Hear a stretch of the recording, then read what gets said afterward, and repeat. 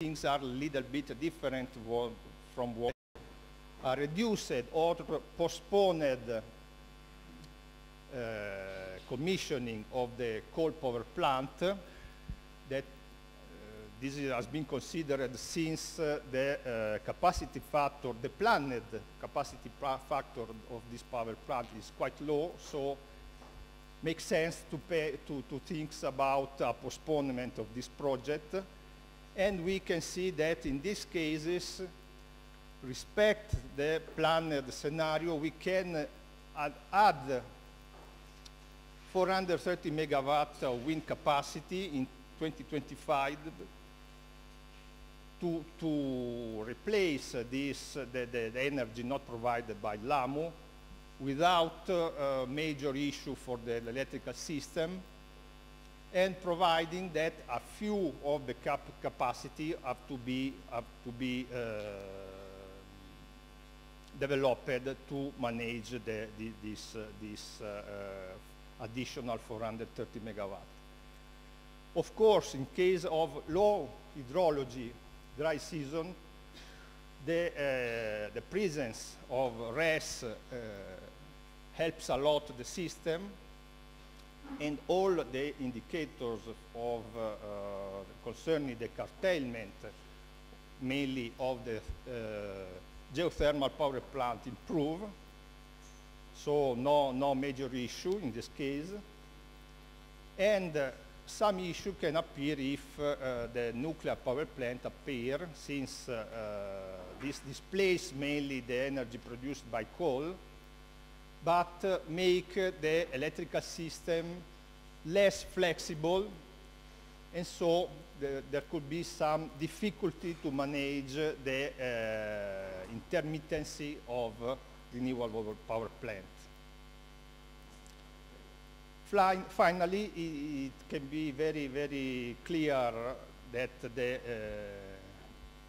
integration of RES improve dramatically the CO2 savings in the system, and in case maybe in the future when different models for the electrical market will be applied, a green certificate of CO2 market can be set up, and this can help to lower in general the prices of the energy in the country. Risk of the overgeneration in the power system.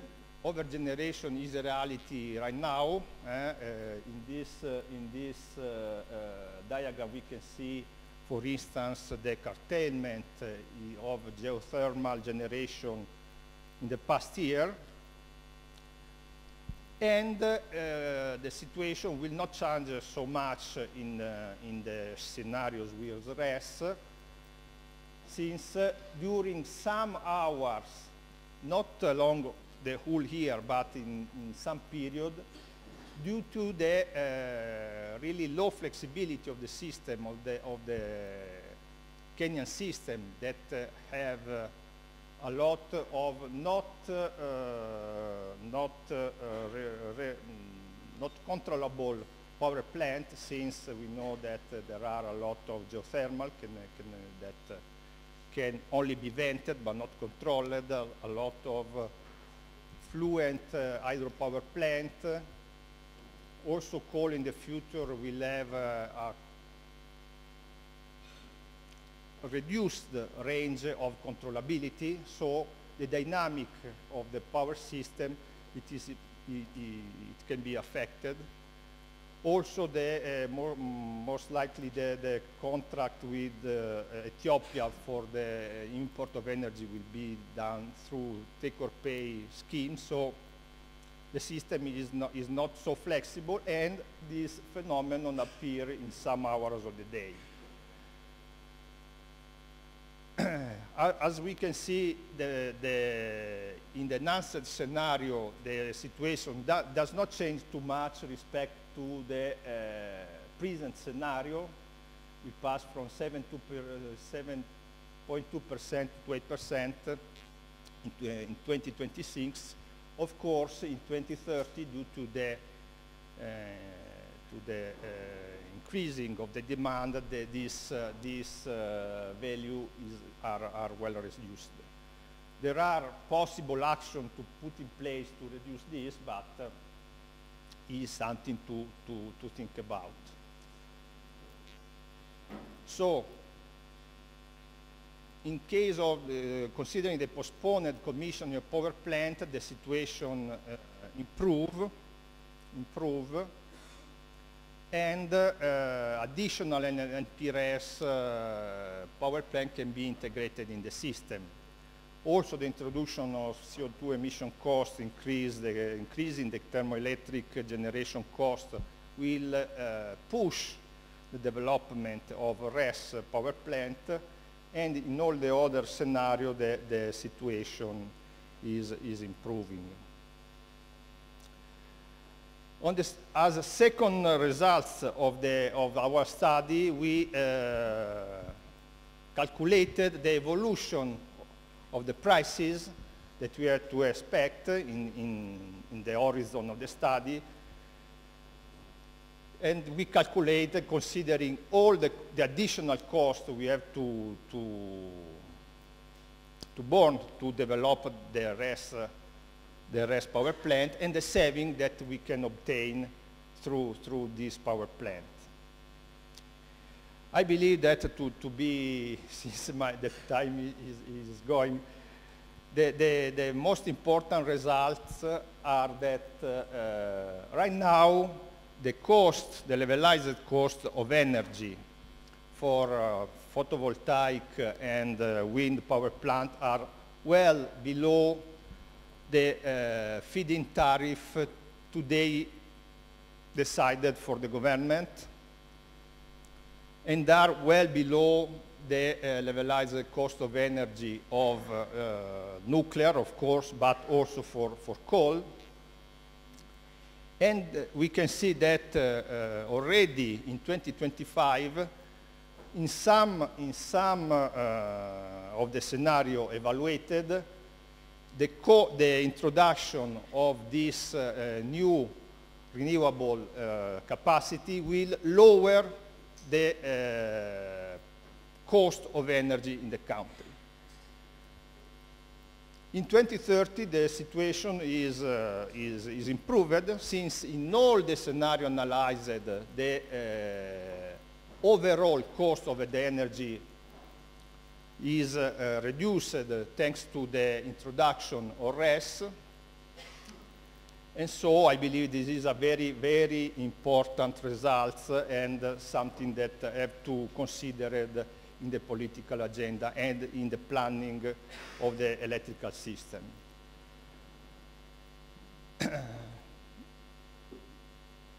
As I told you before, is evident as the benefit related to the reduction of CO2 emission. You can see that in some cases the emissions are 1/6 of the planned one, so I believe a very astonishing results. And finally, my key final message: the integration of RES generation brings benefit to the system in terms of enhanced reliability, reduced consumption of fossil fuels, and at the end, reduction of system generation cost. Of course, the exploitation of this resource will limit the dependency of Kenya from other countries, and bring additional benefit as the reduction of CO2, and at the end, really a general benefit, as all the my distinguished speakers before has already said. Additional capacity from RES can be integrated on the top of the project already planned in the country, maybe reviewing some things in the timing of some project. without big, costly new development of the transmission system. Considering what we said, a suitable reduction of feed-in tariff can be considered since the levelized cost of energy is well below the feed-in tariff today available for this kind of power plant. And in order to maybe optimize these, the economic figures, a different scheme based not on feed-in tariff but on power purchase agreement, independent power producers that compete through a scheme of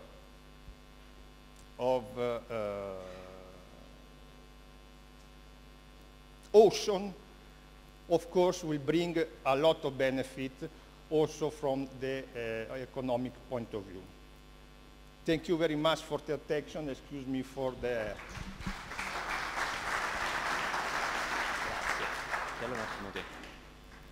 Thanks, Francesco. Thank you very much. And now let's start this huge panel. But first of all, I would like to summarize the main points that you said, Francesco. So, basically, the integration of renewable energy, solar and wind, can bring benefits to the grid in terms of reduction of generation costs. This is the first message. The second is that the auction scheme is recommended in order to lower the cost of the energy for the system, right? And the third is that in case of postponement of Lamu coal plant, that is probably the option which is envisaged due to the very low capacity factor that this plant will have, there will be additional space for renewable. We can integrate an additional quantity of renewable in order to secure the energy supply. Did I understand well? Great. And now I would like to show you just one graph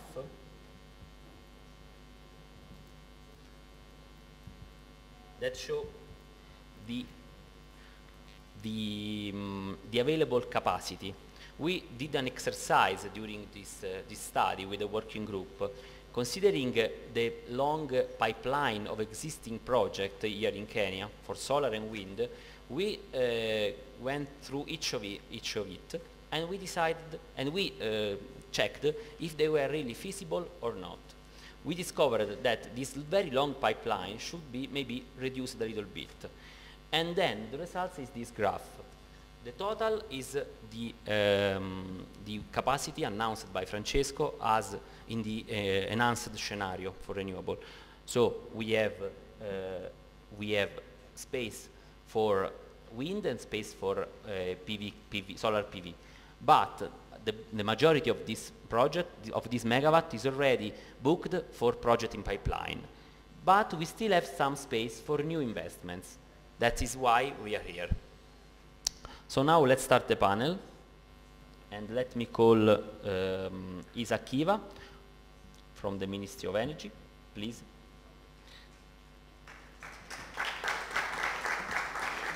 Let me call Pavel Oimeke, CEO ERC.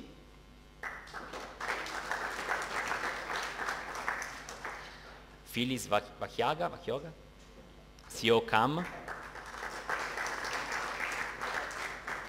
Mr. Lebi Changulla, General Secretary, Eastern African Power Pool.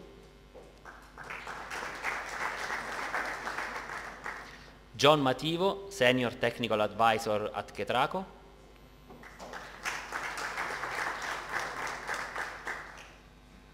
Mr. Mungai, General Manager, Business Strategy, KPLC.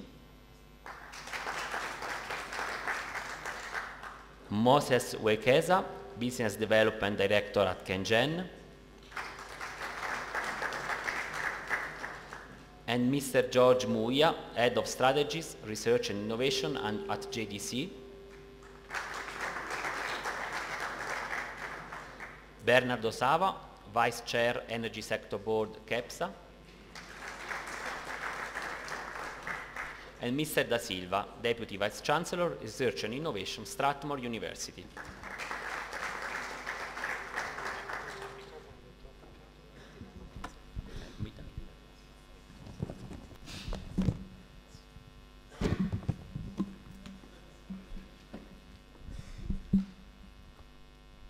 I'm really honored to be the moderator in this fantastic panel. So, since the time is not so much, let's start immediately. The first question is for Engineer Kiva. So, Director, the integration study that we presented today proposes an enhanced scenario where the renewable penetration is higher than the one foreseen in the Kenyan Master Plan. Do you believe that it is feasible to exceed the renewable program foreseen in the Master Plan?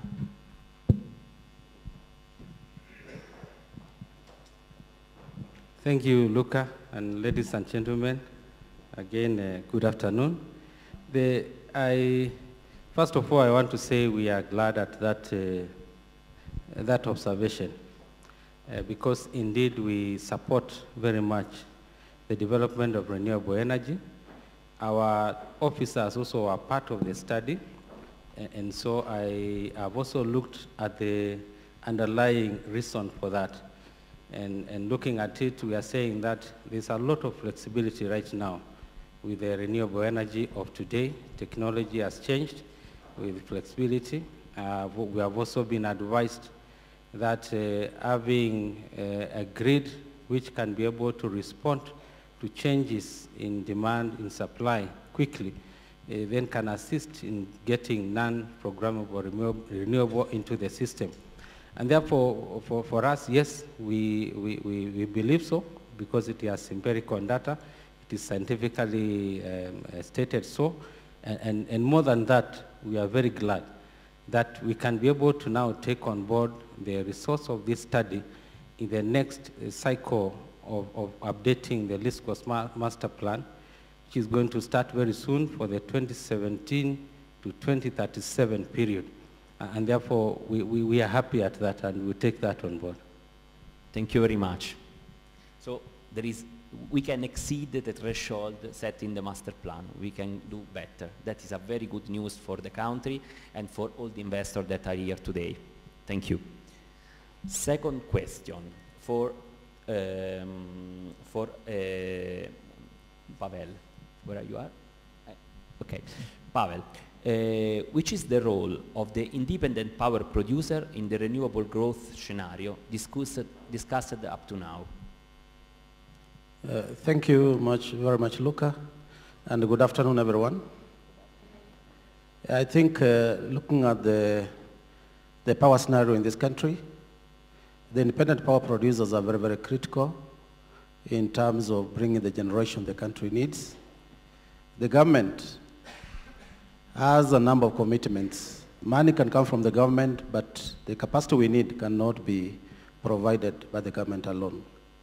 And that's our system has a provision for the independent power producers, who are basically private companies, to come and invest so that they can help us in generating the power that we need. The kind of resources needed in this country in generating power is quite high. So in essence, we have the framework called the private-public partnership, where the government partners with the private sector to generate the energy that we need. So it is very, very important that going forward, we need the private sector to partner with us. And the process has been enhanced. We have the PPP Act that guides us. We have the FIT policy that helps us go through the process. So in essence, everything has been enhanced to support private sector participation. So thank you very much, Luca. Thank you. Thank you very much. Mr. Changulla, General Secretary, Eastern African Power Pool.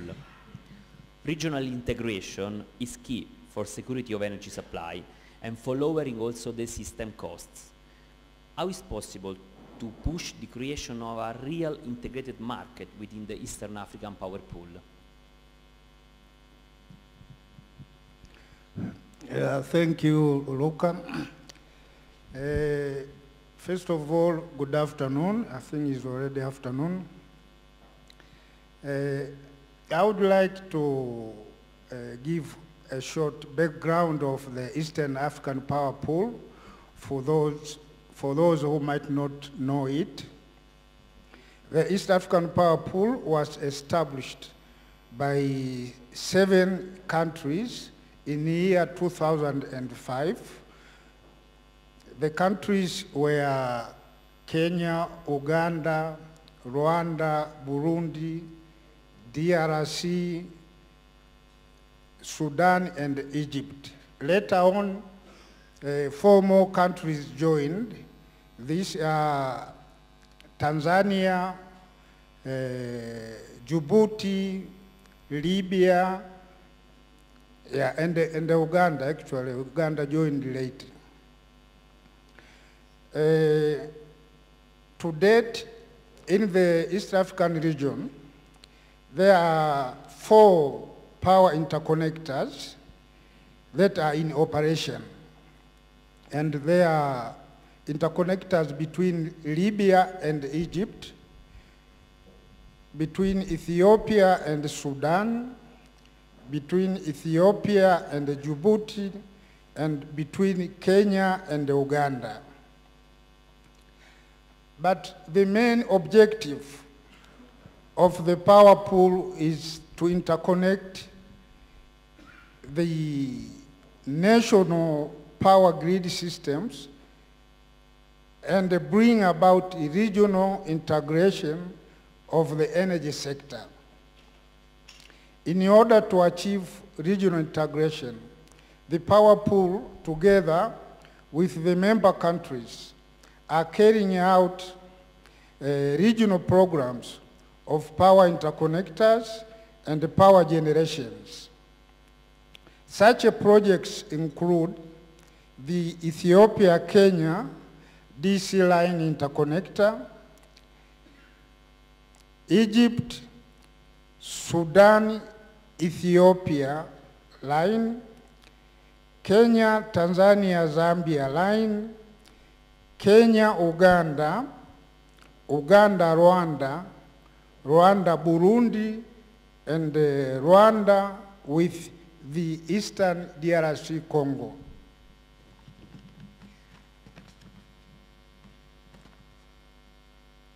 On power generation, there are hydropower projects and geothermal projects and also gas-fired power plant projects.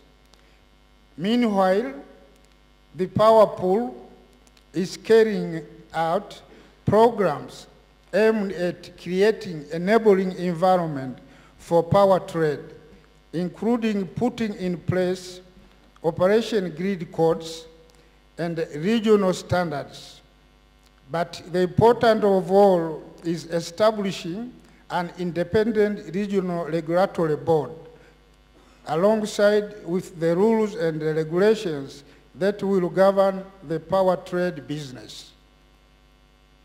As we anticipate the completion of the Zambia-Tanzania-Kenya interconnector, there will be an obvious challenge to deal with issues related to technical operations and the market, as the power pools of South African power pools and East African power pools will be interconnected.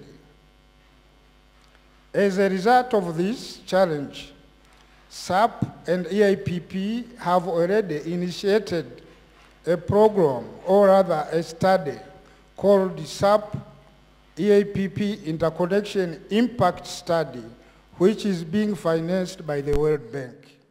This will come up with the bottlenecks that might hinder the power trade when the 2 big power markets are interconnected. Thank you so much. So we see that there are a lot of plans for the future. That's a very good news. So the next question is for Phyllis Vakiaga from KIM, Kenya Association of Manufacturers. Phyllis, which are, in your opinion, the benefits of renewable energy technologies for industry? so for your associates? Okay. Thank you very much for the question, Luca. First of all, I'm from the Kenya Association of Manufacturers. We represent the manufacturing and value-add industry. That industry contributes to about 10% of the GDP, but the ambition of government is to see it at 15% of the GDP. So energy is definitely one of the key enablers for the sector. And I think for those of you who are in Kenya, you do hear us speak a lot about the three things we focus on as industry. That's the cost, the quality, and the reliability of power in the country. So for us, we see the benefits of renewable energy, and as an association, we've been working very closely with the Ministry of Energy and Petroleum over the last many years. Since 2005, we've hosted at the association a Center for Energy Efficiency and Conservation, where we've undertaken energy audits, been able to identify areas for investment in technologies for energy efficiency and renewable energy. And we've worked with many partners like Danida, DFID, AFD, and others across different projects. We are currently running the Sustainable Use of Natural Resources and Energy Finance in partnership with AFD, where we offer credit lines through partner banks for renewable energy projects. So we see the benefit in regards to the quality, reliability, and cost. First of all, in regards to the quality, Luca, the renewable energy technologies actually provide a more reliable and stable grid due to the diversified generation mix, and for us, this is something that is a step towards quality energy. The other benefit for industry is the fact that the use of renewable energy technologies will actually eventually lower the cost of energy because it will be able to replace the expensive thermal energy. I think listening to the presentation that was made earlier, that is quite evident that the cost of power can come down with the renewable energy. The last issue is the reliability that we speak about, and it's evident that renewable energy provides a more decentralized grid, and this will also enhance the grid stability, especially in those areas that are underserved, such as the coastal and western regions. We have industries in those regions that are really struggling with the reliability of power, and renewable energy is one of the ways that we can ensure that they have a really reliable supply of power. So those are some of the benefits we see as industry. Thank you so much. Thank you very much. So, Mr. Kinutia, KPLC. Peter, according to KPLC, how the renewable program can affect the cost of energy for the final customer? We have listened to the presentation from Chesi where they say that the cost will be lowered by the integration of solar and wind. Does KPLC agree with this sentence? Thank you, Luca, for the question. Kenya Power has the mandate to procure, transmit, distribute. We do system operation and the retailing of power. And therefore, we carry the interests of investors at generation. We carry the interests of the customers and all the other players in the sector that have to do with the provision of reliable and stable energy to our customers. And therefore, we know that lower priced energy is of interest to all, whether you're talking of the manufacturers and all. And at Kenya Power, we believe in the 3 wins, where everybody is left a winner. Those in the room negotiating, as well as the common mwananchi out there. And what we can see renewable energy bringing on board is a better mix. Already we have seen the cost of renewables coming down. As we sit now to negotiate with the investors, we have seen the cost of energy per unit coming down to below 8 US cents. The offers that we have that we are now negotiating, having come down from 12, and we can see they're actually on the downward trend, which means that we are going to have cheaper energy to put onto the grid. Now, when it comes to dispatching that power, because I said we also do system operation, we use the economic order of merit. And the cheapest goes out first. And with the merit order. declining costs, with the declining cost of energy, then there is a lot of room, and renewable energy is actually welcome. The other thing is that in December we implemented the time of use tariff for manufacturers, and this was aimed at doing a number of things. First and foremost, trying to create demand, and number two, to try and neutralize resources that would not be used during that period, because most people would be asleep and not using the power. And since that happened, like for example in the month of December, we used an extra 21 gigawatt hours was used. Because of that, when I look at the average where we are for this month, I can see that the energy consumption has gone up by about 1.5 gigawatt hours per day. So this is growing, and very soon the amount of energy that has been available before to give out during that time is, that gap is shrinking. And the more the renewables we get, the better. Because like wind, we know it will be available around that time, and we should be able to give it out. So we can see the possible benefits of a lower tariff out of renewable energy. And it is welcome. Thank you. Thank you very much. And the Rest for Africa believe that if we can move from feed-in tariff to auction, the price will be even lower. But we will discuss this in the afternoon in a dedicated session. Thank you very much. So now a question for Mr. Mativo from Ketraco. Let me show you a slide. Okay. These are, according to the presentation from Cesi, the grid reinforcement needed in order to fully develop the renewable program foreseen. Does Ketraco already foreseen such grid reinforcements? Okay, thank you, Luca. Maybe I'll just take a step back to give an overview about the grid quickly. So I put another slide for okay. you. Ketraco, the government of Kenya through Ketraco has invested heavily in terms of increasing the transmission infrastructure in the country, both the lines and substations. And just to give you some indicative numbers, 10 years ago, we only had approximately 3,300 kilometers of high voltage lines. And the numbers have increased to, next year we're confident will have increased to 7,500. And looking at your targets, numbers you talk about 2025 and 2030, we anticipate to have approximately 10,000 kilometers of transmission lines and approximately 100 new substations by 2025.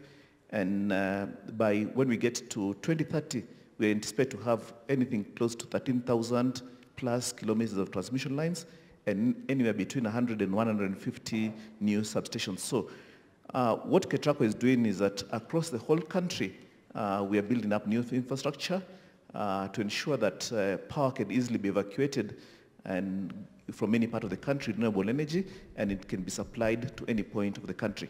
Maybe I'll just mention just something about what my colleague from EAPP had mentioned.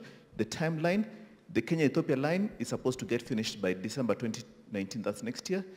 More or less, Kenya-Tanzania line has the same timeline of next year, with the Kenya-Uganda line at 400 kV getting finished in the following year. So anticipate to have lines at 400 kV coming on board in the next 1 or 2 years, let's say 2 or 3 years from now, in terms to ensure that we have a robust system. Now, back to your slide where you have actually identified some weaknesses in the grid. What Ketraco is doing is that we are building a 400 kV ring around Nairobi from Olkaria, Gilgil, all the way to the eastern part of Nairobi, back to Konza, and back to Suswa area. That will mean that power from, whether it's from Olkaria and other areas, can be supplied to the bigger ring than to the 220 kV ring. Therefore, we anticipate that after we finish the ring system, we'll have no more constraints to supply power towards Nairobi or other load centers. Then we have Mariakani is coming on board with a 400 kV substation, and therefore all the transformation that is required at Rabai will be taken care of in Mariakani. Then we have World Bank financing a Lula into Kilifi, and in the part where there's Garsen, Malindi area, we have reinforcement that is coming on board. So what we can assure you that is at any point that you feel there's opportunities for renewable energy evacuation, there's a transmission line that is coming next to you in a very short time. Thank you. Thank you. Thank you very much. Mr. Wekesa from Kengen. Let's speak about geothermal energy. Geothermal plants in general works to cover base load. Nevertheless, the grid study that was presented right now show that flexibility is key to avoid overgeneration and on the opposite, lack of energy. Does Kengen foresee to increase the flexibility of the new geothermal plants that at the moment can provide just base load, or you are forced to vent your excess steam? Thank you, Luca. Good afternoon. Just a brief on our portfolio. Kenya Electricity Generating Company, Kengen, is one of the leading generators of power in the country, commanding just around 70% of the country's installed generation capacity. Our portfolio is largely green energy. 80% of that is green energy, varying from hydro generation, wind, and geothermal. Now, with about 70% of installed capacity, I think at the end of the financial year, as at last year, 31st of December 2017, we accounted for over 80% of the actual energy consumed. That's on dispatch. And the bulk of that is actually drawn from geothermal. Now, one needs to recall that we are coming from a historical background where the bulk of energy portfolio or generating power plants were actually hydro. And the history then shows how we went through a difficult time as a country when we experienced poor weather conditions that led to a rapid increase in the thermal generation. The geothermal strategy that we've been pursuing was principally to address the country's energy security, to cushion the portfolio against weather vagaries by virtue of having a large portfolio of installed hydropower plants that are mainly on two major cascades in our eastern hydros.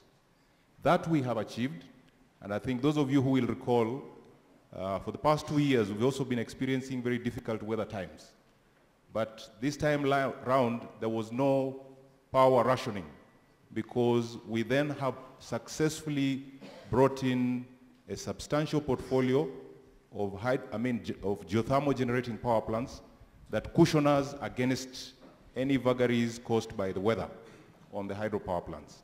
Additionally, we have been responsible through geothermal power generation to displace the otherwise expensive thermal fuel, a component called fuel cost, that then has cushioned consumers against unnecessary high costs while we not having geothermal. Now, to come directly to your question is that, yes, it is true that the geothermal power plants, by their nature, are base load generators. What that means is the fuel that drives geothermal power plants is the steam that we mine 2 to 3 kilometers underground.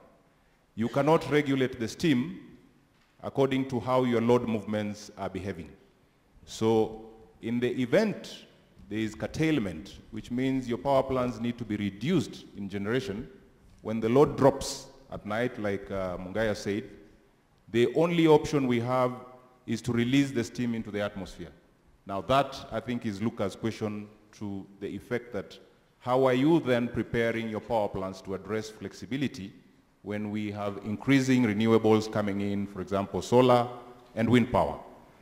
What we have done is, while developing the geothermal portfolio, we have created flexibility on areas where we have the portfolio that can store energy, if I was to use that term, and principally hydro, that now you dispatch more geothermal while you have made necessary, both from a technical aspect and a software perspective, to come in and fall out of the system as and when the load fluctuates.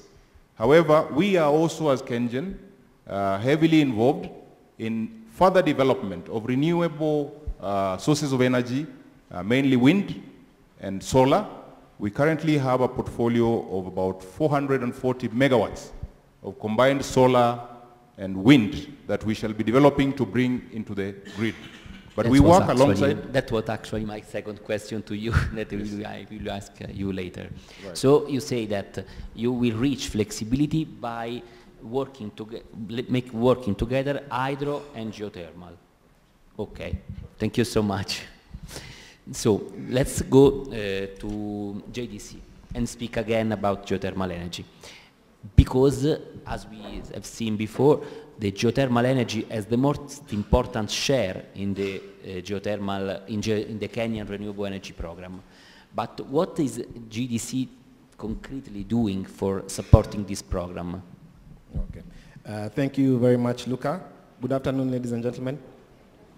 Geothermal energy currently accounts for 28% of the total Kenya energy mix. This is about 650 megawatts. According to the National Transmission and Generation and Transmission Master Plan, this amount is going to grow to about 3,500 megawatts by 2035. Now, how we are going to impact that growth significantly as GDC is actually based on our mandate, which is actually written down in the sessional paper number 4 of 2004. Our mandate as GDC is a geothermal resource assessment, exploration, appraisal, and production drilling, development and management of proven steam fields, and of course the sale of steam to IPPs and KenGen. So based on this mandate, and with the aim of significantly contributing to that 3,500 megawatts, we are in the process of monetizing 3 geothermal provinces. This is Menengai geothermal field, the Suswa geothermal prospect, and the Baringo Silali geothermal prospect. From these 3 areas, we are looking to bring online 1,000 megawatts, approximately 1,000 megawatts, megawatt equivalent of steam at the wellhead in the next 10 years. With this development, we are also planning to partner with the private sector that is very well represented here today, and also with KenGen, so that we can not only fast track geothermal development, but we can also open up the space for the private sector to participate more. I think this has multiple advantages of not only supporting renewable energy program in Kenya, but also bringing reliable and sustainable energy at a lower cost to the government. Thank you so much. Thank you so much. Bernard, Vice Chair in KEPSA for the energy sector. How does KEPSA support the energy company in the effort to develop new energy projects? Thank you, Luca. I think first I should start by saying that KEPSA is an umbrella body of the private sector. And the private sector consists of consumers, generators, and other service providers. So we are in an interesting space in terms of supporting our people, because on the one hand, we are looking for better prices for our members who are consumers, and on the one hand, we are looking for a good deal for our members who are generators, who are investing in generation. But all said and done, I think what we do largely is through lobbying for an enabling environment, both from the policy side and the regulatory side. So what we've been asking for and what we'll continue asking for is a very clear message from the government and the regulator in terms of what is the investment environment, what scope is available, and there's been some confusion and there's been some discussion because we have investors who are interested coming in, but it's not very clear whether whatever we start will see the end will come to a commissioning and within what time. So in terms of that, we work with the government and the ministries to make sure that this is clear, even though that's challenging. On the other end, we do business-to-business linkages, both for investors, people who have the finance and want to invest, people who have technology, and people who have services to offer to our members. So we normally encourage in forums like this that our members meet with incoming investors or people who are interested in supporting, investments in renewable. Thank you, Bernard. Professor Da Silva, training and capacity building is the key enabler to Power Africa. This is a statement that Rest for Africa always repeat in every events and everywhere. And we know that you and your university spend big effort in this direction. Could you please give us some example about this? Okay, Strathmore University, so we are in the business of capacity building. That's why he's asking me this question. In Kenya, IT and business is very strong. We have a level of IT in this country which is higher than sometimes even the United States. Why is that? Because we have a lot of institutions training people in IT and in business. If you go to Uganda and Tanzania, you see hotels being managed by Kenyans. Why is that? Because there is education. So with solar and other kinds of renewable energy, this is not happening. So you don't have institutions training people in renewable energy. So 5 years ago, we started kind of an effort towards this direction. We got support from EU and GIZ, and we developed syllabus, we trained the people, we got National Industrial Training Association to approve the syllabus to be national. We also got the industry giving us equipment to train people in practical ways, and eventually it is changing, but definitely non-capacity building is a barrier for the penetration of renewable energy in this country, in the region, especially solar. I say in a way that you will remember forever. You would never buy a car if your nearest mechanic were to be 200 kilometers away. It doesn't make sense. So with the help of JKUAT, the University of Nairobi, technical training institutions, we tried to make everybody in this country to have access to good trained people in energy. So that's the thing. Enel is helping us. Tomorrow we will have a signing of a document where they are giving us funds to support people on electrification, business, law, and engineering for 200 people. It's a multi-flag thing. Very nice. And our upcoming engineering degree, which we hope to begin in July, also we are selecting some 20 to 30 companies in Europe to accept our students to do industrial training. So this is a kind of movement that I think is going to help change the history of the revolution. Thank you. So we have still 15 minutes and we are a lot, so I kindly ask you, but I don't want to lose the opportunity to ask you the second question, so please be very fast. Engineer Kiva. The presentation that we heard from Chesi say that auction could be an alternative to feed-in tariff, should be the best alternative to feed-in tariff. We will discuss later also this afternoon. But can you anticipate if the Ministry of Energy and Petroleum foreseen this transition already for the near future from feed-in tariff to auction? Yes, and Luca, to just be direct, indeed we are foreseeing that. We have already started preparing ourselves for that. We have done a study to inform us what we need to do to be able to implement the energy auction. We already have a template of the documents we require. We have constituted a team which was looking at the PPA, the IPP arrangement in Kenya, and one of the terms of reference was to advise on the transitioning from feed-in tariff to energy auction. So the preparation is there. We have already decided we are going to go that way. Indeed, for solar and wind energy systems, and just a matter of when. We also think we are going to harmonize because now we are doing the planning 2017 to 2037. It is going to be crucial for the power planning team to also advise on what is the best time, looking at the projects which are already on the pipeline under the feed-in tariff, so that we can be able to determine when we are going to go to energy auction. But as you say, we will discuss more later this afternoon. Thank you. Thank you, thank you.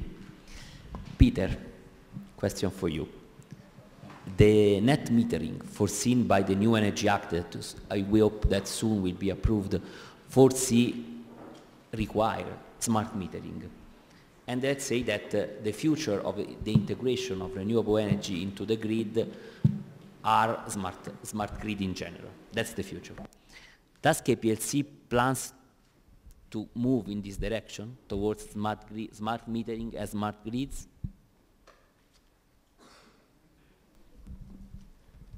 Thank you, Luca, for the question. And yes, indeed, the issue of net metering is at the policy level at the moment. We are waiting for the bill that has been drafted, and we've been part of the team that was preparing and discussing the bill. So as a result, we've also been preparing ourselves for that bill to be enacted so that we can start operating under that. And already at Kenya Power, all our commercial and industrial customers are on smart meters. We are in the process now of working on the SMEs, converting all of them to smart meters. And therefore, we can confirm that we are ready for the technology. We know the technology out there for smart meters, and we are ready for it when the time comes. Thank you, Luca. Thank you. Pavel, question for you. The geothermal power is very important in minimizing the cost of power. Do you agree with this sentence? Thank you very much, Luca. We know very well that Kenya is endowed with a large potential of geothermal power. And as explained, it's one of the resources that we call the base load for this country. Yes, I agree that we need geothermal in order to give consumers the most cost-effective cost of a kilowatt hour. I want to say that when we look at our energy mix and we look at what we call the economic merit order of generation, geothermal, despite the fact that it's a base load, is one of the resources that we dispatch in order to ensure that consumers do not pay high bills for electricity. So it's one resource that the government has given a lot of focus, and is one resource that we believe with the integration of other renewables is going to enable us do less of the thermal power plants. So in essence, I want to put it that the 10,000 plus megawatts that is available in the country, we hope in the years to come, KenGen will be developing most of these resources, and of course with the Geothermal Development Company, GDC, to ensure that we leverage on that lower cost of generation, to ensure that the overall cost of generation is cheaper for all consumers in the country. So it is a good resource, and we believe in the future it will help us drive the cost of power down. Thank you. Thank you. Mr. Mativo, question for you. You know, this huge quantity of renewable that will be developed in the near future across the country need some action from the side of KETRACO. Are you ready to accept all this quantity of spread energy sources? Okay, thank you, Luca, for that question. First, let me start with the National Control Center, National Dispatch Center. The board of the French Development Agency, AFD, has just last month approved funding a new control center in Kenya, Dispatch Center, which we believe can also be extended to run the regional control center for the East African Power Pool. So we're embarking together with Kenya Power and other stakeholders to have a modern future dispatch center. So that is going to be one of the things that is coming on board. Second, there's transmission lines at either 400 or 220 kV lines that are reaching virtually every area that we have mapped out, where there is potential for wind, potential for solar, potential for geothermal, and also we have mapped out areas with potential for demand like mining industries. So our lines have been mapped out to ensure that areas that have potential for generation and have potential areas for consumption are covered by the grid. So we're going to have new transmission lines, we're going to have a new dispatch center, so we're going to get ready, and getting connected to our neighboring countries, we're going to get ready for this amount of renewable energy coming into the system. Thank you. That is a very good news for all the investors, but also for the country, that will not see the curtailment on renewable energy. Thank you. Question for Kengen, Mr. Wekesa. Sorry for interrupting you before, but it was actually my second question for Kengen. Does Kengen foresee to enter in the non-programmable renewable market through new solar and wind plants, apart from the one that you have already in place? Thank you, Luca. Yes, we do. And in coordination with the other sector players, particularly KETRACO, we have had a long-term opportunity of investigating sites for potential wind generation and solar. Indeed, I believe a lot of the private power developers that you see in the country, we are collaborating in terms of sharing that data. So we have mapped out data sites or data collection sites across the country, and among those we have certain priorities. Currently, the immediate pipeline that we are looking at is additional wind development at Ngong.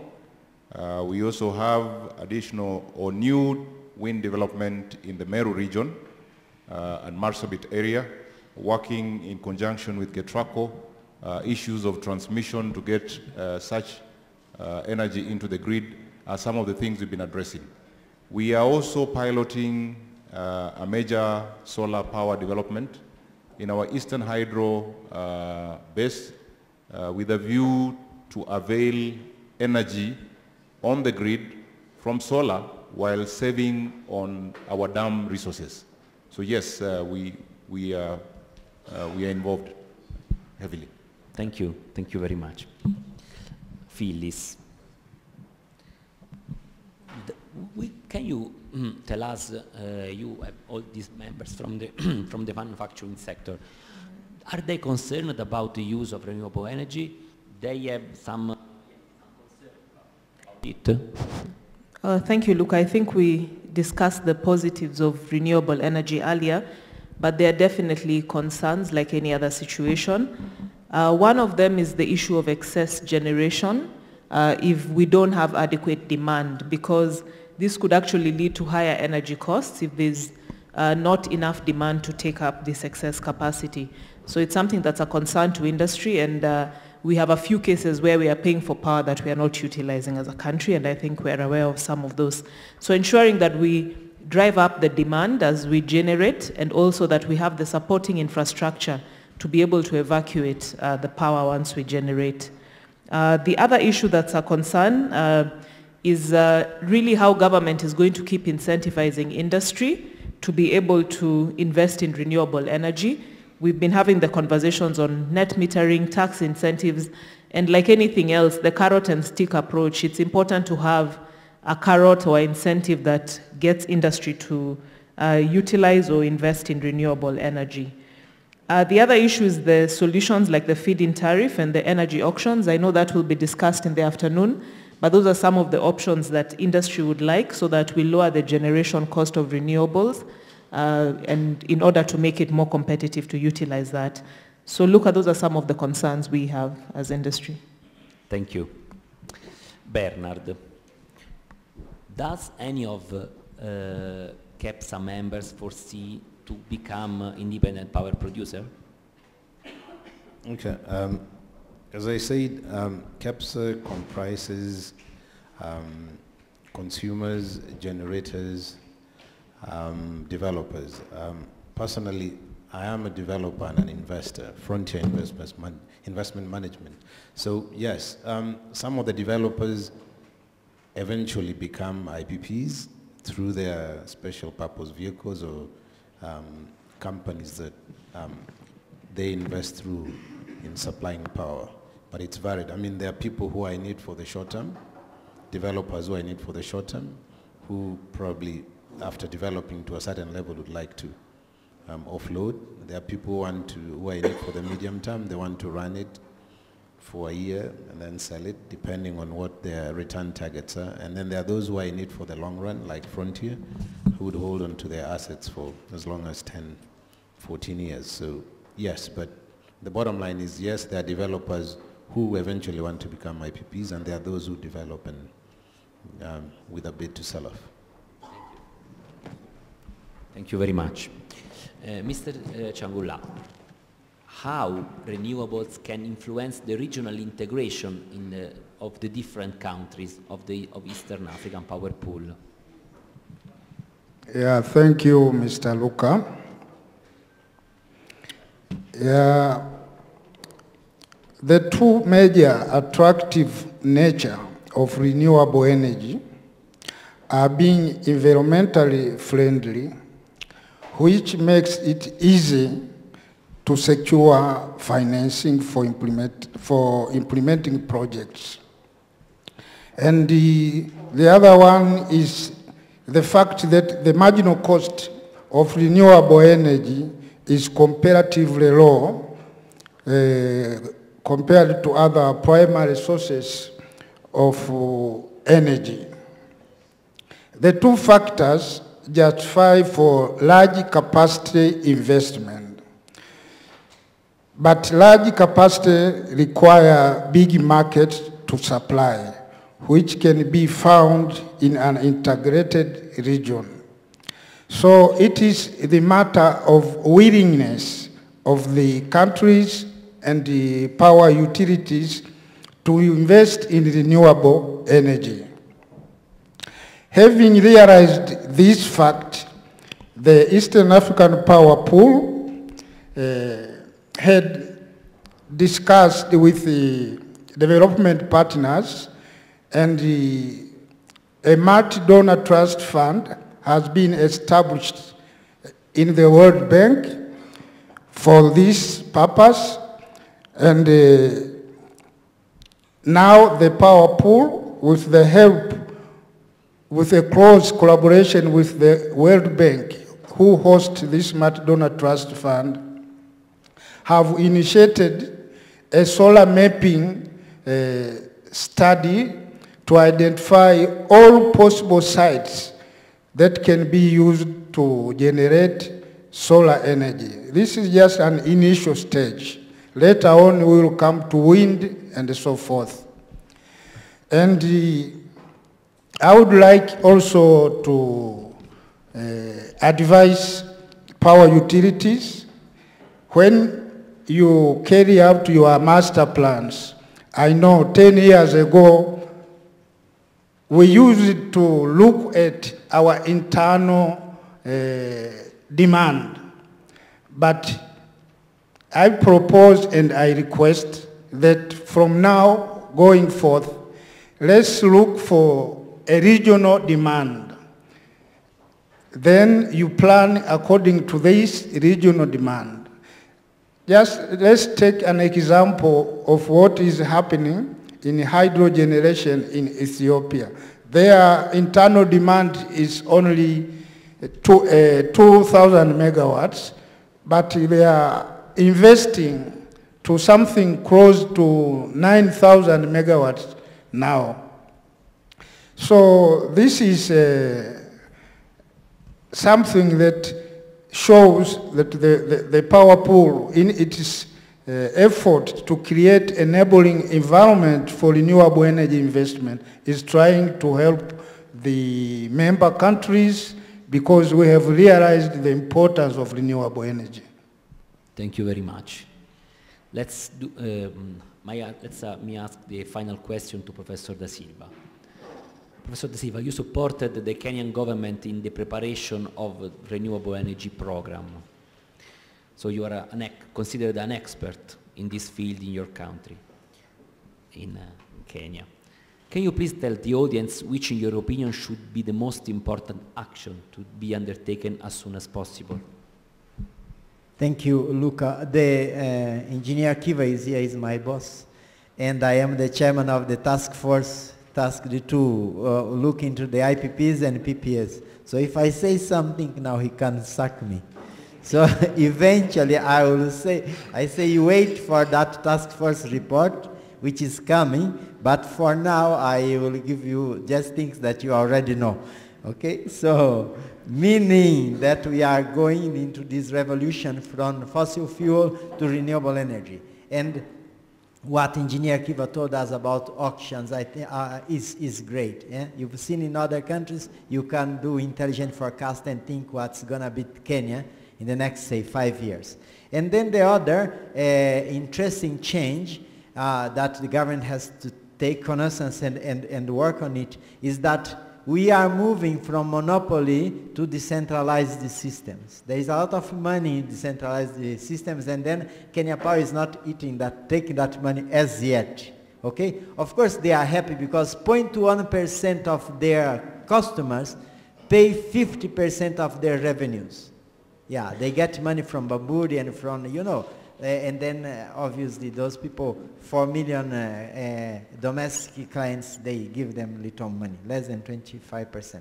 So it is not yet very clear, but they have to do something, and they are doing.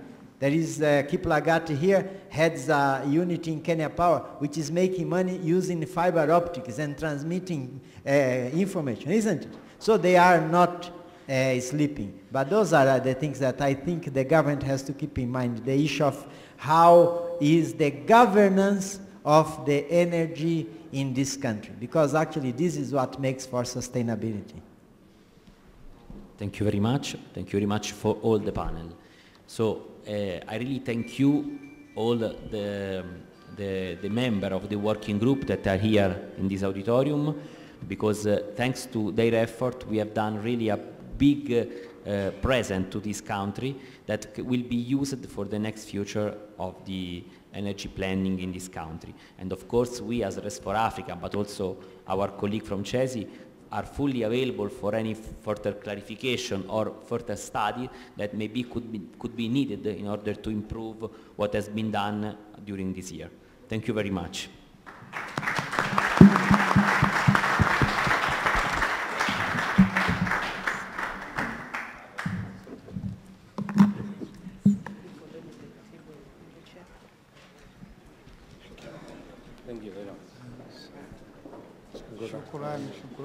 So now, before we go to lunch, we have two short presentations of two position papers which has been developed by two of our members. The first one,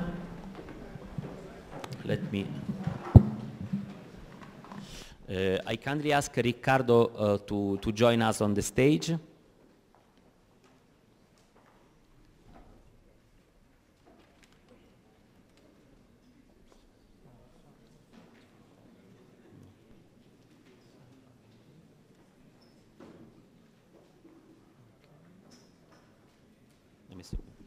Okay.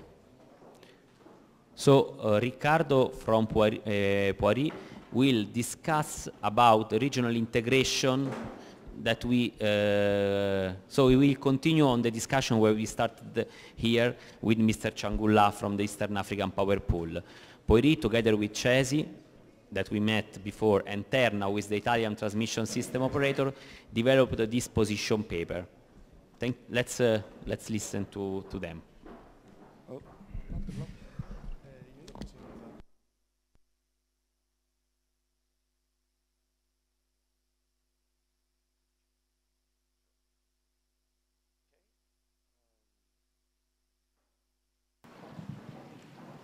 Okay, ladies and gentlemen, good afternoon, I would say. Really near to lunch, so I will try to be quick in this presentation. Thank you, Luca and Angelo, for the introduction. What I'm going to tell you and speak to you about is one of the key elements that can foster the development of renewable energy in a developing region like Eastern African Power Pool. Already previously, Francesco and also the panel, very interesting panel, introduced and stressed about this key element to allow to reduce overgeneration, so the loss of precious renewable energy produced within single countries. Therefore, we perform a study, more, let's say, simplified study, to give a quantitative overview of what could happen and what are the real advantage of fostering renewable integration through the regional programming. So, first of all, regional programming and power pools are diffuse mean to, let's say, allow a better management of the different grids across all Africa, also because of experiences across the whole world. So we have examples. So it has been searched in the past years, and in particular because correct regional programming can reduce investment and reduce also operational cost of electricity system. For Eastern Africa Power Pool, that is a challenging situation in which, from current situation, we will have a huge growth of the electricity system that will be driven, first of all, by population growth, and in particular from the population growth within urban areas, a massive growth of GDP across all the region, which will create an incredibly strong growth in terms of demand for electricity. So to respond to this need of these countries, a correct program can be done and the correct sources must be exploited. What is the situation in Eastern Power Pool? We have actually limited local resources in terms of fossil fuels. So, and in particular limited and localized in only a few countries. But we have a huge renewable potential. But this huge renewable potential to be exploited must be driven in a correct way, because renewable, as we know, in particular intermittent renewable, create a challenge to the electricity system, as also Francesco showed in the previous speech. And the risk of having a wrong programming can bring to, let's say, more cost and less advantage. In particular, what happens if we don't have a clear and well-organized regional programming? What can happen is that we can end up with multiple plans in every country, a limited commitment to build interconnection, and the trading arrangement for this interconnection, it can be through inflexible long-term PPAs between the countries. All these elements can bring to capacity overestimation on one side, but it's something that can happen in the different master plans. A suboptimal generation mix, definitely, so can be managed really better, and a limitation on the possibility to exploit interconnection, because if you have an inflexible way of using them, also the advantage is very limited. So what we have done, we gave a look to the future. So we managed to look at the Eastern African Power Pool in a more broader way than what has been done for the specific Kenyan electricity system, as I explained before. And we imagine three pathways three pathways for a future 2030 generation mix across the Eastern African power pool. And we imagine a gray situation, so less renewable development and limited interconnection development. Then we imagined a greener solution with more renewables, but still lower interconnection up to 2030, and then a green interconnection scenario, which imagines a higher renewable penetration together with the development of higher interconnection with the correct regional planning. And what happens here? First of all, what we see is that there is a limit in a green scenario. So in a green scenario, you cannot put too much renewable generation, because at some point, security of the system will be limited. Therefore, green integration, so the use of interconnection, can allow to foster this development and allow to bring excess energy across the different countries and share resources in terms of flexibilities and to exploit the different complementarities of the different countries. Let's give a look to what comes out from that. So, first of all, well, already said, go green. So, green energy is less expensive energy in this region. So the high renewable potential is also the less costly. One point on that, because was one of the main findings of the previous article. These numbers, these advantages, these billions saved in the long term assume that a competitive way for this renewable are used. So the assumption is that there is a way to develop renewable energy on their LCOE, so on their cost. So this is just to connect on the previous speech. And what we see, so great advantage that is even much more exploited if an interconnection between all the countries and the correct regional programming is used. Much more, I would say, more than double in this particular selected scenarios. And why that? Well, so first of all, we said lower cost of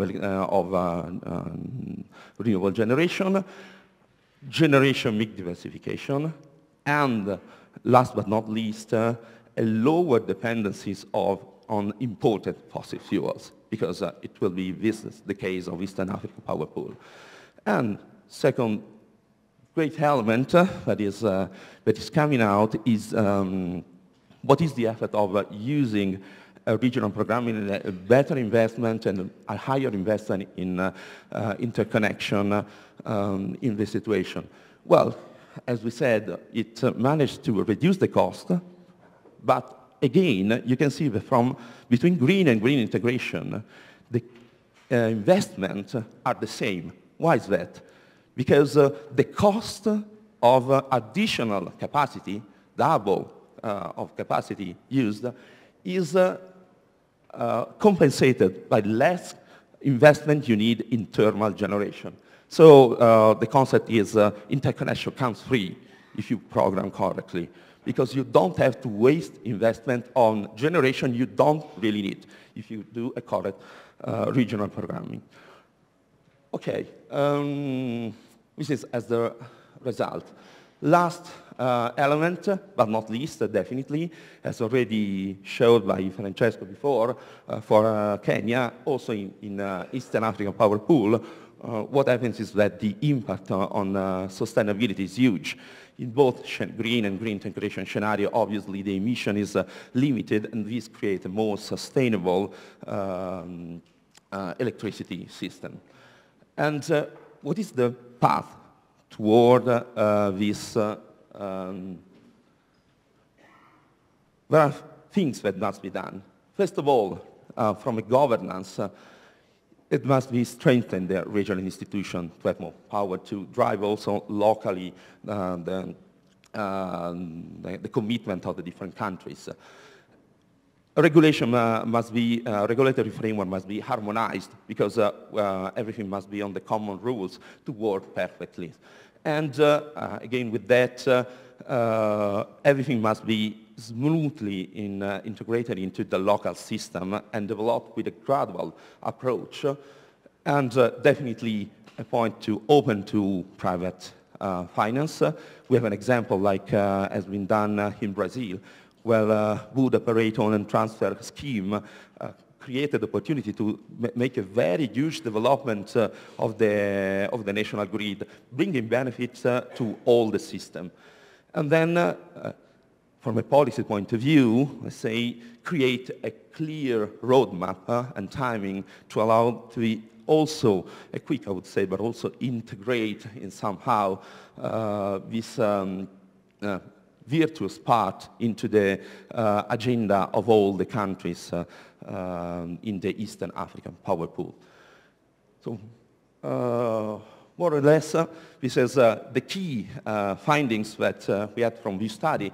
So I think I went a little bit faster than requested. So if someone has some question, I don't know, or I can.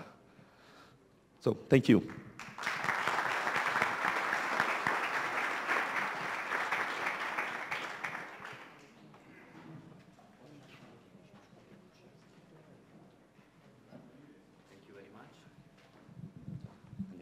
Thank you very much. Now let's give the floor to the last presenter of this morning, that actually is almost an afternoon. So I kindly ask Matteo Neri from Terna to join us. Thank you very much.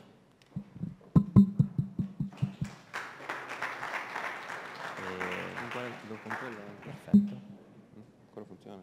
Sì. Okay. Beh, vabbè, dammi. Basta spingere per andare avanti. Si spinge quello? Ti danno questo se lo vuoi. Ok. Questo oppure le freccette del computer. No, vado con quello. So the presentation will be about the energy storage. So a new frontier that in many countries is already a reality. So we would like to ask to listen from Terna, who actually is doing some research and is some pilot installation, I think, what we can, how can we improve the flexibility of the grid thanks to the energy storage. Thank you. Okay. Got the summary, Luca.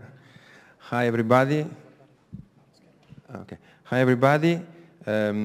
I work for Terna, that is the Italian transmission system operator, and I'm going to give this speech about batteries. How this work? Con quello? Okay. Okay. Just a brief presentation of Terna. We are the transmission system operators, as I said. So we operate 72,000 kilometers of high voltage and extra high voltage power lines in Italy. Italy is interconnected with neighboring countries, also with the main island as Sicily and Sardinia, and also with Montenegro. The generation that we manage on our grid is 314 terawatt hour. This is the figure of 2016.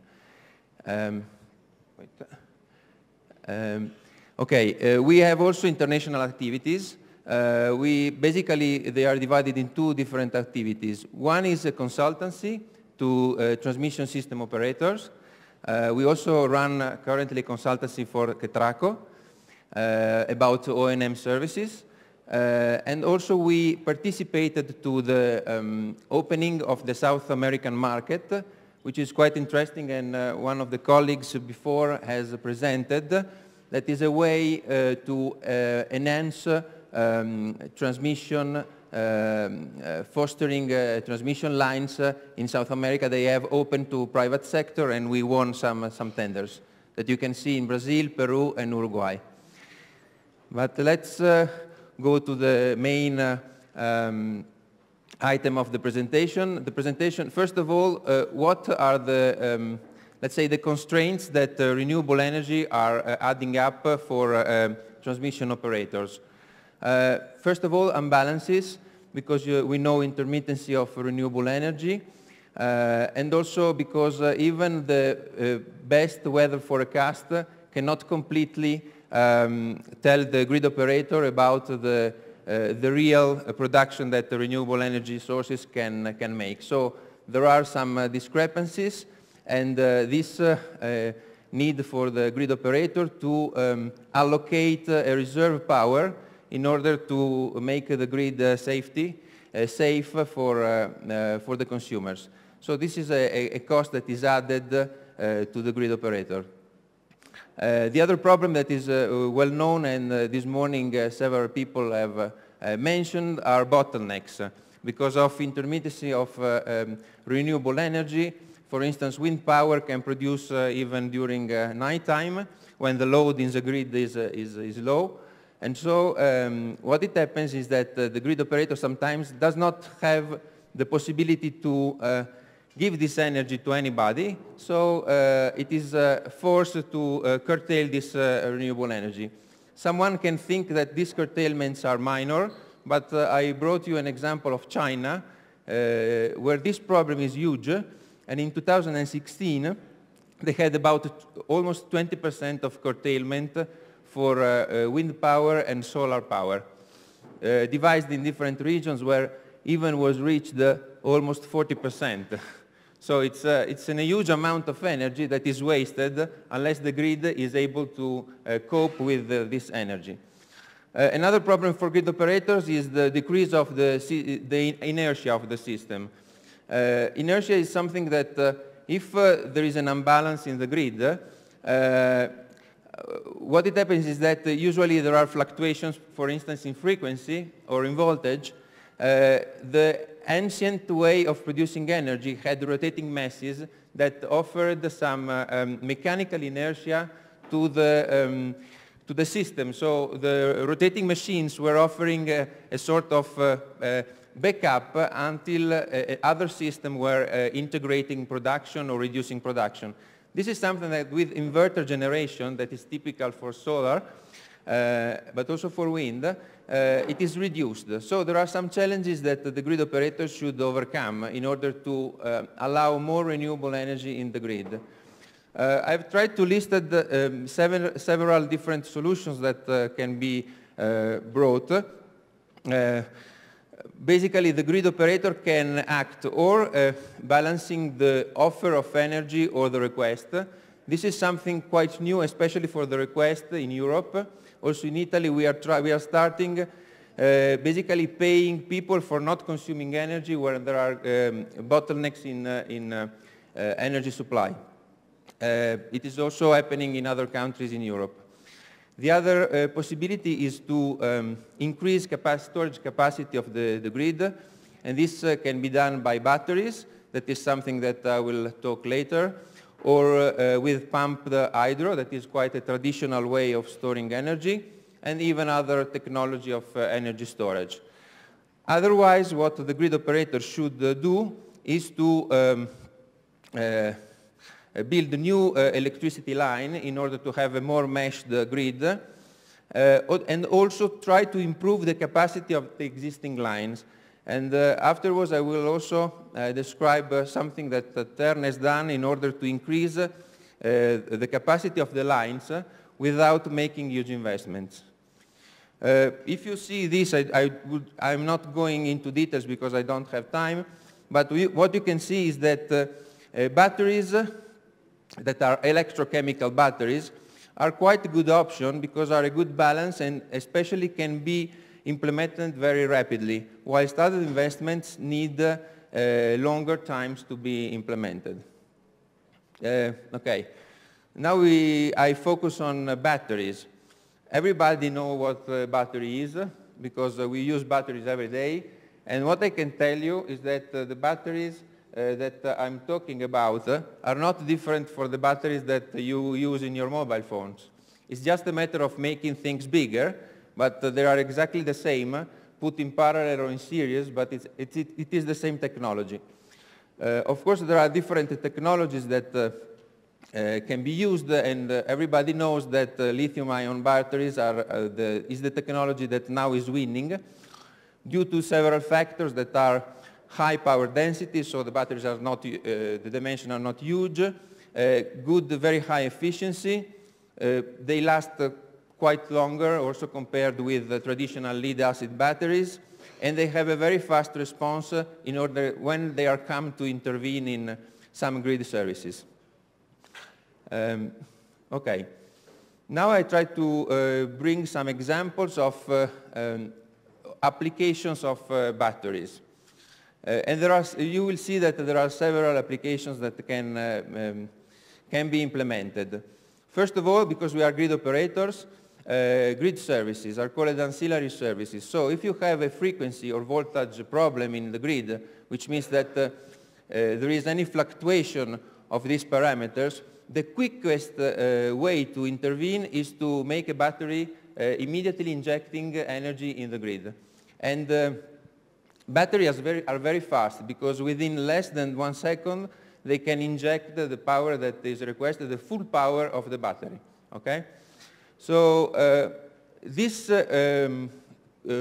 quick service is unbeaten by any other technology. So in order to overcome the decrease of system inertia that I was talking before, this is a really effective way. And in fact, in Europe, some grid operators have opened tenders in order to allow this kind of super fast response that even if the tenders were not specifying that they were needing batteries, at the end of the day, the only technology that won this tender were batteries, because they were asking a time of intervention of less than 1 second. And in the UK, for instance, in 2016, we had a 200 megawatts. So if you compare this with the energy that is produced in Kenya, you can understand how much energy is 200 megawatts of storage that are now commissioned and will serve the grid. Another interesting application of battery storage is a defensive storage for energy users, which means that in a grid that are not very much developed, there are some problems on the electricity supply. This is a typical case of African grids. For instance, you can have either blackouts, or you can also have high fluctuations in the power quality. Both of these situations create problems to the customers. So by the insertion of a battery energy storage system, that is BESS, the acronym, you can overcome this because if you have a backup, you can supply the customer with the battery. But also you can, if you have a problem in the quality of the electricity that is produced by the grid, you can even curtail the grid and just make the system working like an island until the grid parameters, that minimum grid parameters, are re-established.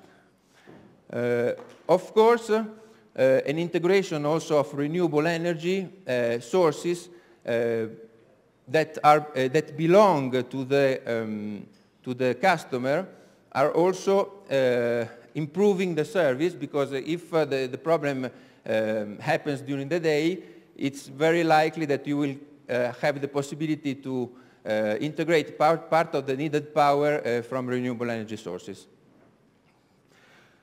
Another interesting application is wind power, in order to filter the production of the renewable energy sources by stabilizing the output of renewable energy sources.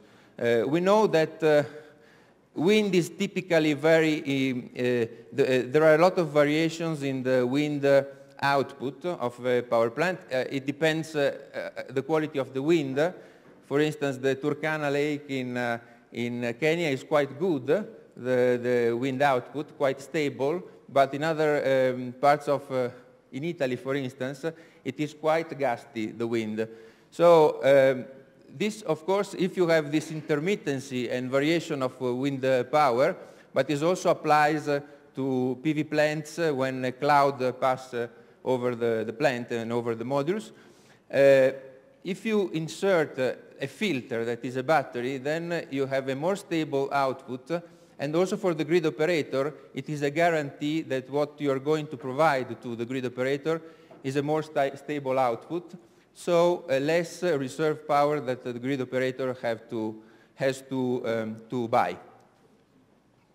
Another pretty commercial use of battery that is very cool in the United States at the moment is the energy power arbitrage, which if you look at the left-hand side chart, in the red is the power price, because in the US every hour you have a different purchase price from the grid operator.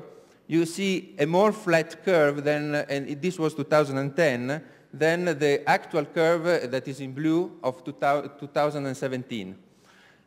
What it happens is that now we see in the US negative prices during the day, because renewables in particular cannot be curtailed, so people but also traditional generation does not want to switch off their plants. And then there is a huge increase during night. This peak, steep peak, lasts about 3 hours. So in 3 hours you have from negative price, if you sell to the grid operator, so you have to pay the grid operator to accept your electricity, to $60 per megawatt hour. This is huge, and this justifies the investment of a storage that is a sort of, it's a real storage. So you kidnap the electricity or from the grid or from your power plant, and then you release it later when you get paid better. Another application of storage that is, I think, very interesting is in off-grid installations. Off-grid installations today, most of the off-grid installations are run by diesel generators that consume fuel and also need to have a reserve capacity that is always running even if not utilized. And this generates costs that could be saved if you could have a different backup to this reserve generation. This is perfectly offered by batteries, containerized batteries if you need enough power, of course. And also if you adapt renewable energy. So it's, let's say, a similar application that I described before for customers, but here the saving is made by reducing the fuel consumption and also making the diesel generator working at their best efficiency. So the gaps between the best efficiency of one generator and the second one that comes online is covered by the batteries. And this, if you run some models about this insertion, the business plans are really already, with the price of batteries, very, very, very interesting. Of course, if you adapt renewable energy, in particular solar or wind, if you have wind, this even increases the rentability and the payback of this investment. So it is definitely something that with the current price is worth looking at.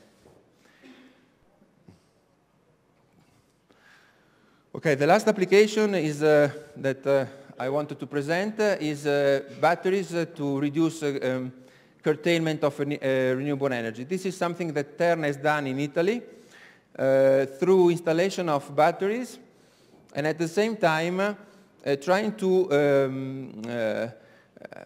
raise the performance of the current high voltage lines.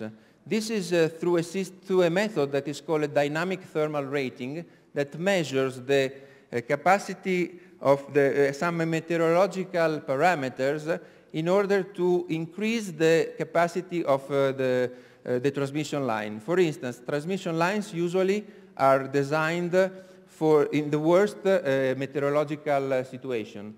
But if, for instance, you do not have ice or it's not very windy, the same transmission line can carry more power.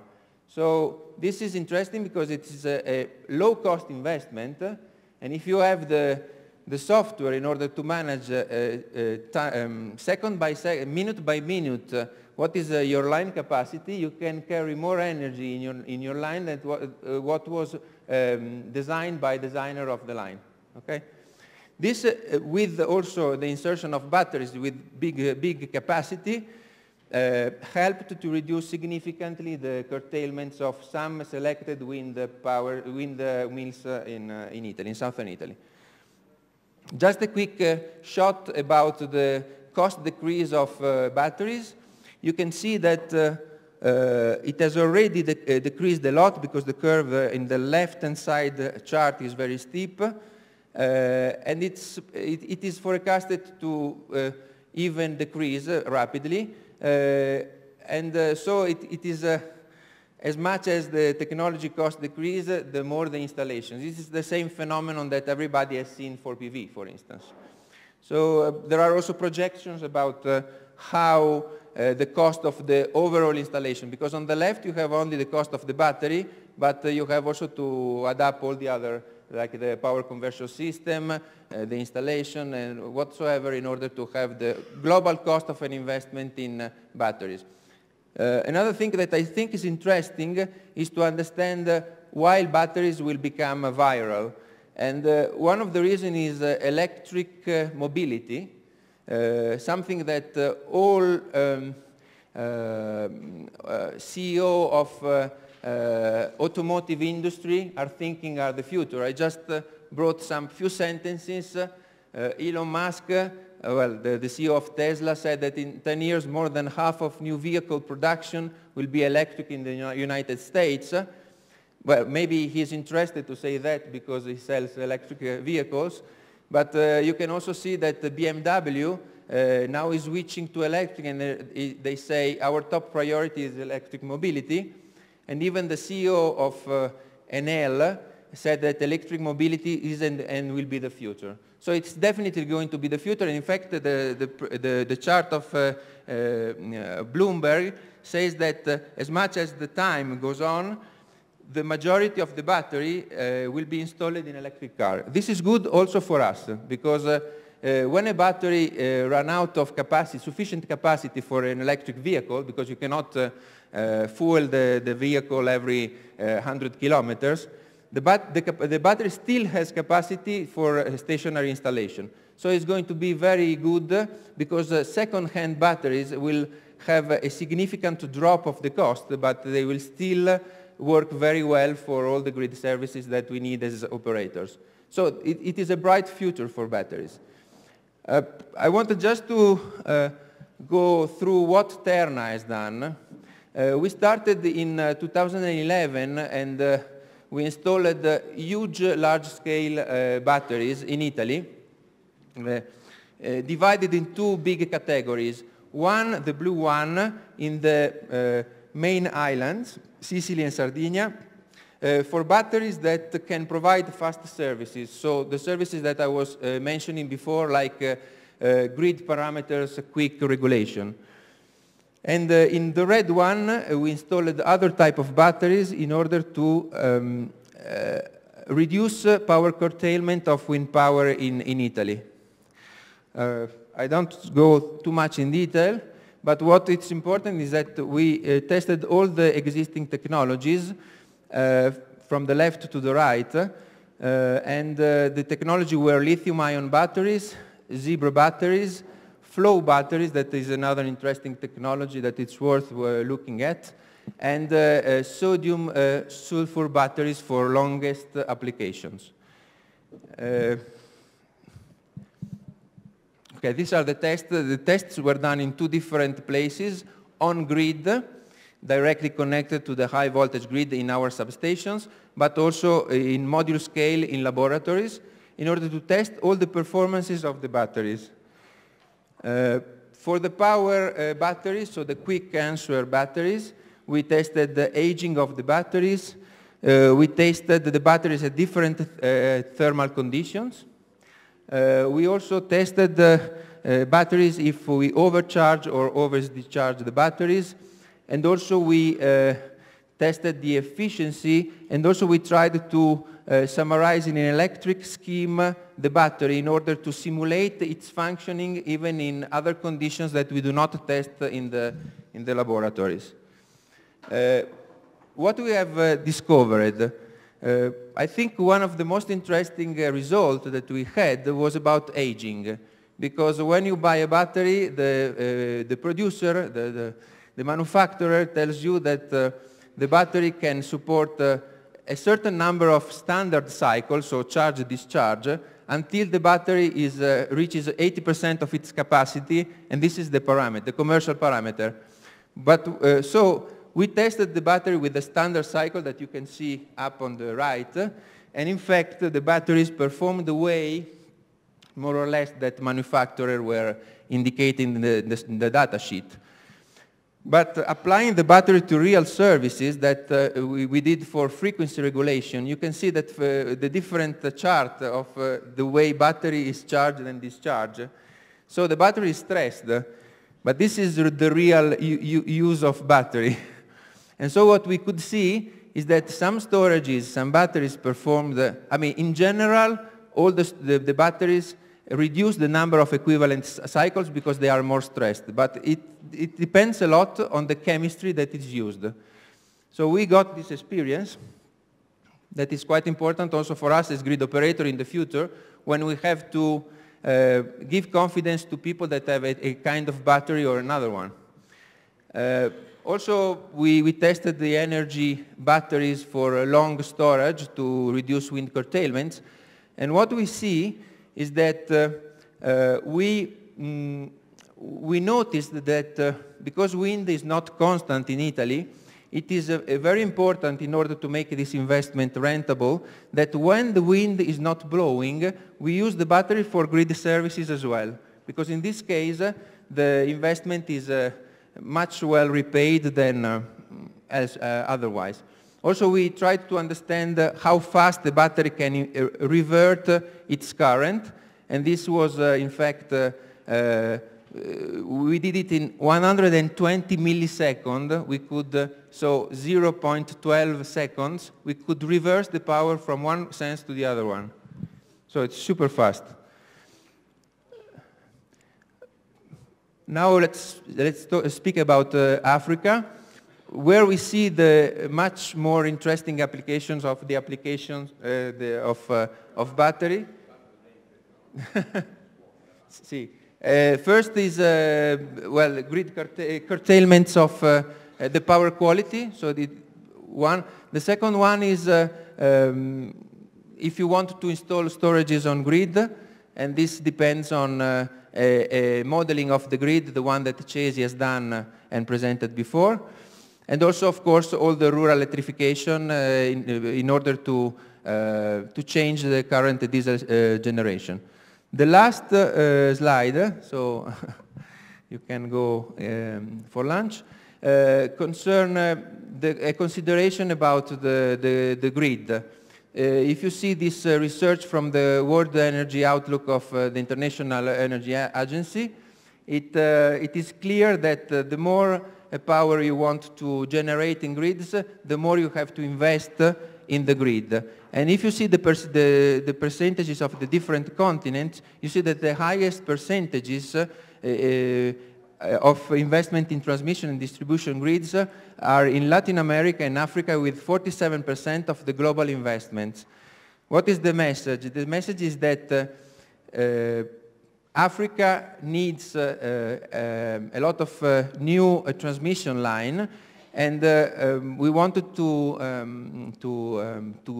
let you know the example of Latin America that has opened to private companies the construction, operation, and transfer to the grid operator of the new lines. And we think that this is going to happen also in Africa in order to foster investments in the grid developments in order to get this grid ready for new power generation in a short time. Okay, sorry for being a little bit late. Thank you very much.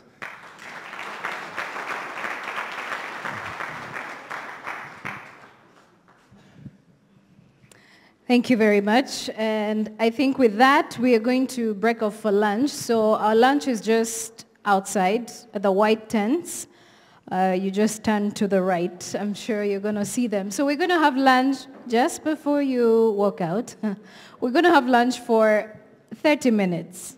So we can be back here, 40 minutes. So we can be back here at 2:30 for us to kick off the afternoon session. And just so you know, the afternoon session is one interesting one that I think we should all not miss out on. It's on capacity building to accelerate economic development. And there's another conversation as well on decentralized renewable energy solutions to foster economic development. So let's go have our lunch real fast and be back here at 2:30. Thank you so much.